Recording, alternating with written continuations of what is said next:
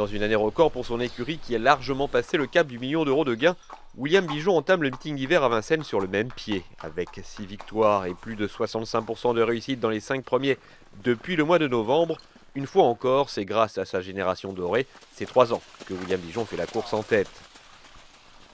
On a pris 1 million de gains rien qu'avec les cas, donc forcément ça m'a un peu de pied dans le cul sur les stats, quoi. Enfin, mais oui, et puis j'aime ça et comme j'avais dit avec Ilia un coup, Joël il m'amène du super matériel, enfin l'autre client, mais Joël en priorité m'amène du super matériel, donc à moi de me défendre avec ça. Et on s'occupe des M, donc on pense déjà à l'année prochaine. Les L ont super bien démarré le meeting, avec Louisiane qui a gagné 3 fois, les Montré qui a gagné le premier groupe 3, les Ludredor qui a gagné l'autre fois. Et puis, comment elle s'appelle, Luminous Star qui a bien bossé, donc si, j'adore ça. Après, j'aime bien les vieux aussi, hein, il en faut pour tout le monde, mais j'ai l'habitude de dire tout jeune ou tout vieux, quoi. Ayant connu des fortunes diverses dans leur critérium, King Opera et Cana de Bélève se retrouveront à nouveau dimanche au départ du prix Ready Cash. Un nouveau groupe 1, mais dans une nouvelle configuration pour les compagnons de Kazakh et d'entraînement. Il n'y a pas de secret, ce matin ils ont fait une petite américaine à 2 jours, c'est juste pour les garder un petit peu en éveil un petit peu, hein. Ils ont fait un 3200 mètres en 50 et puis un petit bout pour finir, voilà, il n'y a rien de folichon. J'ai testé des œillères à descendre à Cana de Bélève et à King Opera.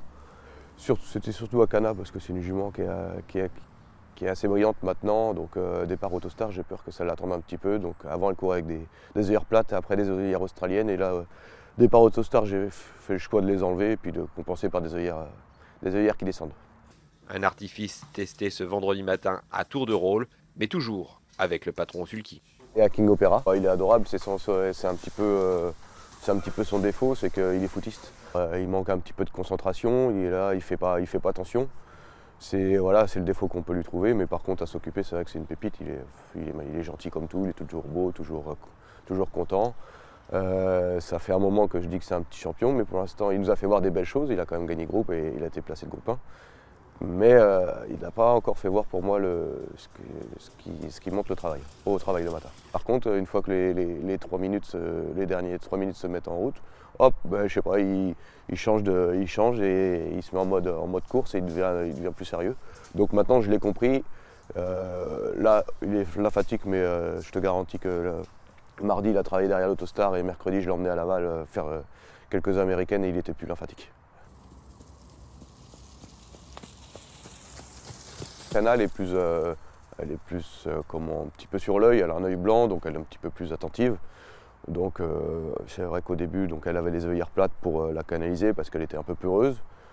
Mais c'est un peu à double tranchant, ça peut les mettre aussi un petit peu en route comme on dit. Donc au fur et à mesure on en enlève et puis je pense que à l'avenir on n'aura plus besoin de rien, mais la jument elle va dans le bon sens. Par contre, elle a un mental d'acier, elle est toujours les oreilles en pointe, elle est gaie, elle a la queue en panache. Donc c'est une grosse force quand même. Moi je pense que derrière la voiture, il n'y aura aucun souci.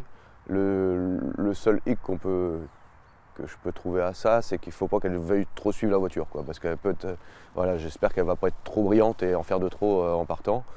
Donc on va l'emboucher un petit peu plus dur pour cette course-là, pour que Benjamin il ait du frein comme on dit. Et puis par contre, normalement, elle ne devrait pas galoper, elle doit être assez appliquée normalement. Puis partir en descendant, c'est vraiment son job.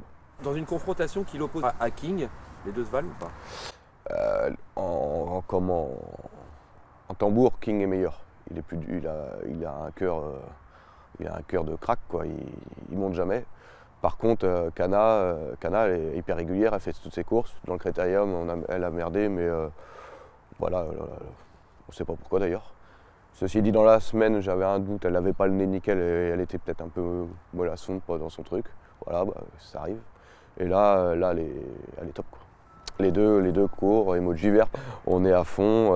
Les numéros, je suis assez satisfait des numéros derrière l'Autostar parce que ça reste quand même un petit peu, ça peut rester chiant d'avoir le 9 ou le 1, le cheval de Philippe Allaire à le 1, je pense qu'il aurait préféré être un peu plus large, mais bon c'est comme ça, c'est le tirage de soir.